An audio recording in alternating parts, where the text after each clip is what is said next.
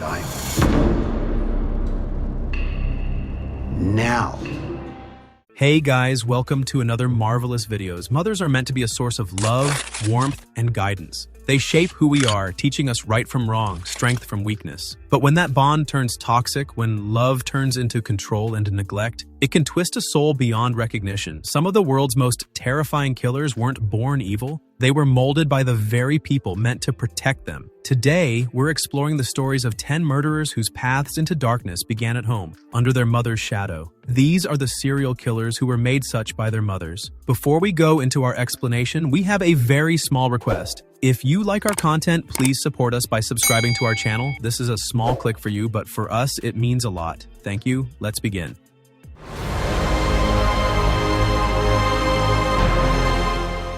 Ed Gein. Few names in true crime send chills down the spine quite like Ed Gein. If you have not seen Netflix's Monster Season 3 yet, this one is for you. Born in Wisconsin in 1906, Gein was a quiet, reclusive man whose crimes would later inspire many movies like Psycho, The Texas Chainsaw Massacre, and The Silence of the Lambs. But before he became a household name in horror, Gein was a devoted son, almost unnaturally so. His mother, Augusta Gein, ruled his life with a mix of religious fanaticism and emotional tyranny. She constantly preached that women were sinful, filling his head with guilt and shame for even feeling normal desires. When she died, Ed's entire world collapsed. Years later, when police entered his farmhouse, they discovered a nightmare. Human remains turned into furniture, masks made from skin, and body parts scattered around the home, all resembling some macabre attempt to resurrect his mother. He even exhumed corpses from graves that reminded him of her. For Ed, it wasn't about violence for pleasure. It was a twisted longing for the only woman he'd ever loved and feared.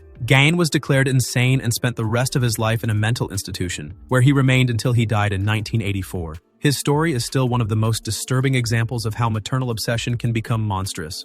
Edmund Kemper. Any Mindhunter fans here today? Edmund Kemper, standing at 6'9", is remembered as one of the most chilling killers of the 1970s. He murdered 10 people, including his own grandparents, several college students, and, of course, his mother. Growing up in California, Kemper endured years of ridicule and psychological torment from his mother, Clarnell Kemper. She would belittle him, mock his size, and force him to sleep in a locked basement out of fear he might harm his sisters. That constant rejection planted deep resentment that festered for years. When Kemper began killing, he often targeted young women who reminded him of his mother. Each crime seemed like a rehearsal for what he ultimately wanted to do, which was to silence her voice forever. In 1973, he murdered Clarnell with a hammer before decapitating her, an act he later described in chilling detail during interviews. He then calmly called the police and turned himself in. Kemper's terrifying intelligence and brutal honesty have made him a subject of psychological studies for decades. Even behind bars, he speaks about his mother as if she never really left him, proving that for Kemper, her control continued long after her death.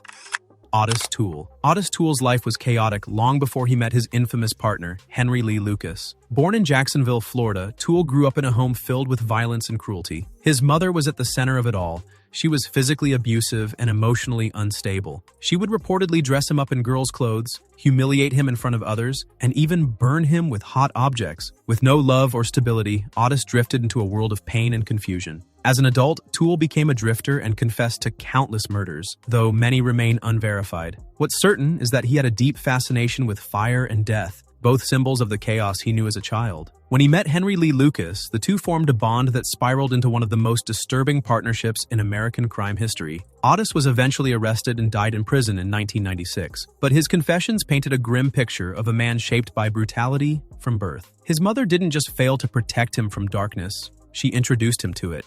Albert Fish. Albert Fish might be one of the most disturbing figures in American criminal history. He was born in 1870 to a family already scarred by mental illness and poverty. When his father died, his mother couldn't afford to take care of him and sent him to an orphanage. That decision set the tone for the rest of his life. The children there were beaten and humiliated, and instead of learning right from wrong, Fish began associating pain with comfort. He later said that he started to enjoy the punishments because they made him feel alive. As an adult, Fish became a sadistic murderer and cannibal who preyed on children. His crimes were shocking even to seasoned detectives. The letters he sent to the families of his victims revealed the depth of his depravity. Many psychologists believe that his mother's abandonment and the trauma he endured as a child warped his sense of morality beyond repair. He was eventually caught and executed in 1936, but the horror of his life still lingers in crime history. Albert Fish was a man whose childhood pain became the blueprint for his evil.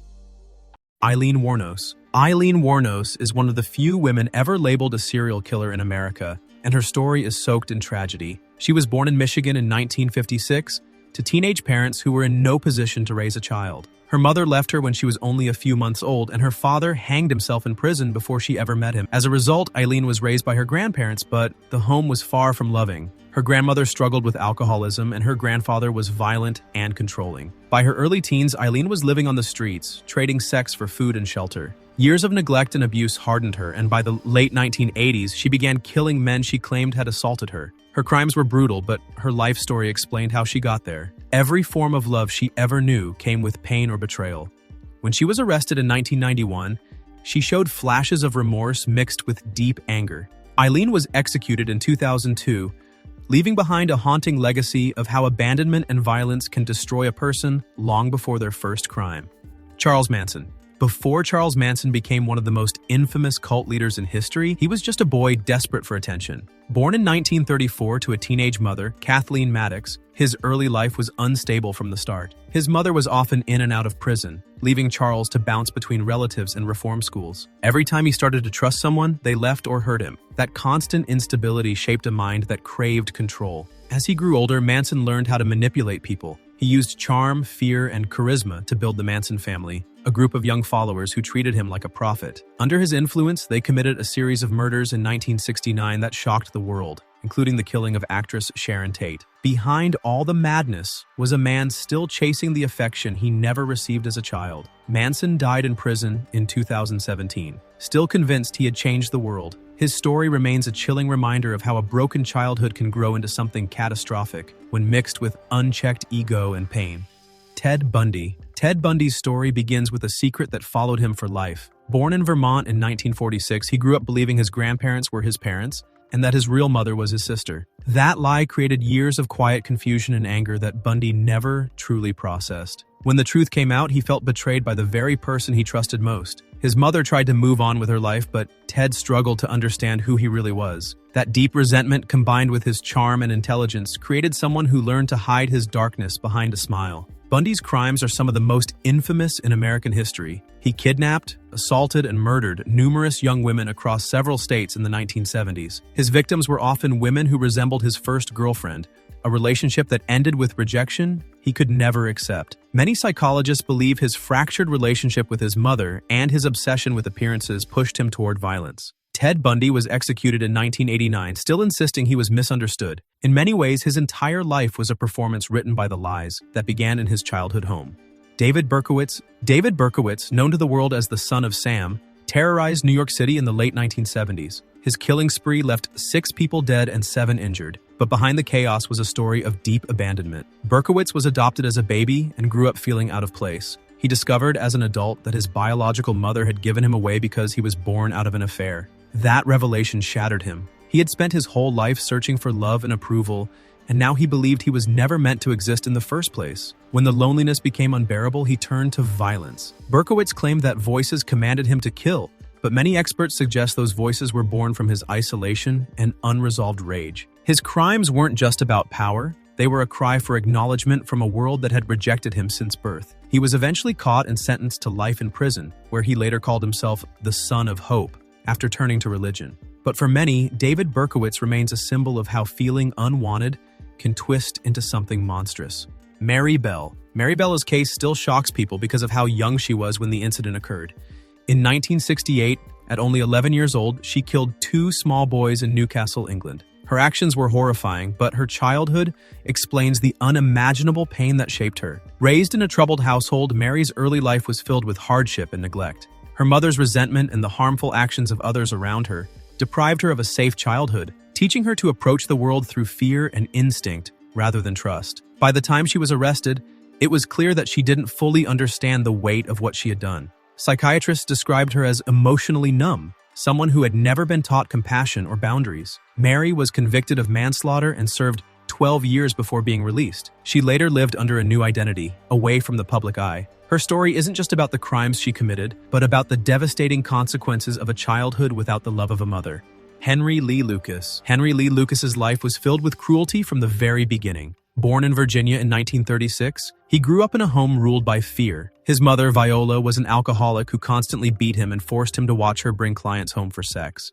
She dressed him in girls' clothing to humiliate him, and once attacked him so violently that he lost an eye. So, naturally, for Henry, violence became normal. He ran away several times, but the damage was already done. As an adult, Lucas drifted across the country, confessing to hundreds of murders. While not all of his claims were verified, it's clear that he killed without remorse. He later admitted that his mother was his first victim. When she tried to attack him again, he struck back and ended her life. Henry spent the rest of his days in prison, dying there in 2001.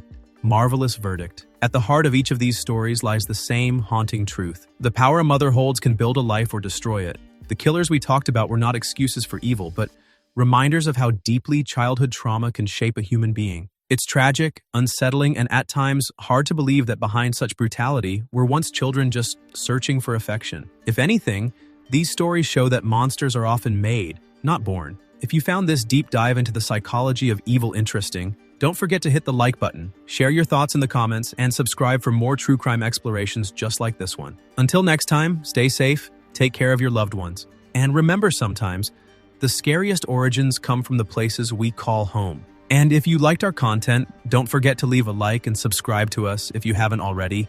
Have a good one, and be safe. Thanks, everyone.